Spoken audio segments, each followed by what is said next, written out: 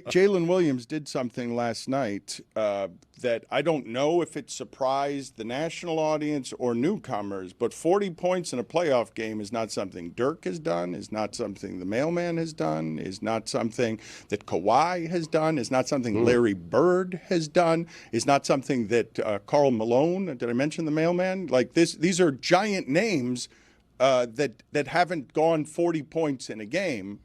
And that wasn't as important last night as Halliburton's hurt.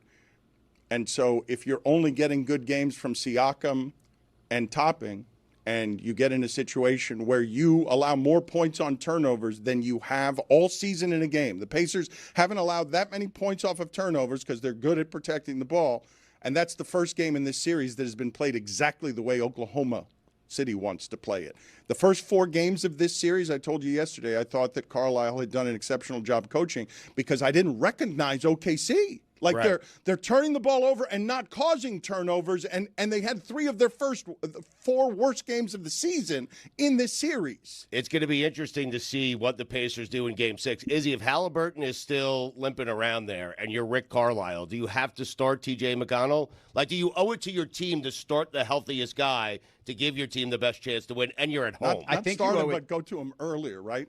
Yeah, I mean, I think you go to your best player. You give him the best opportunity to give you valuable minutes, whether that means the opening minutes before he gets, cooled down or whatever, or whether that means coming off the bench, whether that means shorter stints like Dan is saying. I don't think you have to necessarily make a big change. I do think the one thing that you have to hammer home is value the basketball. This was the difference in the Warriors when they were great Warriors and when the rest of the pack can meet up with them. The Pacers feel like they don't value the basketball enough, and if you can just cut down some of those silly turnovers, then a 2-point game in the fourth quarter, you might be up 10.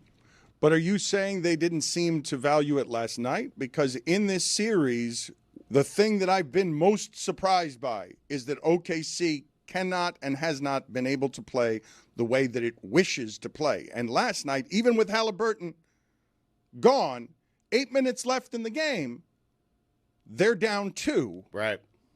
On the road, when Jalen Williams is going crazy and Shai Gilgeous-Alexander is going crazy, Chet Holmgren is giving you nothing. You're not getting much of anything else from a whole lot of players who are inexperienced in this spot, and it couldn't be taken advantage of by another team that's also inexperienced in this spot. What I'm saying, Dan, is the phrase you hear all the time in basketball is good offense will beat good defense every time. And so if the Pacers run good offense, and that means valuing the basketball, that means not going 3 straight possessions with a turnover, a live ball turnover.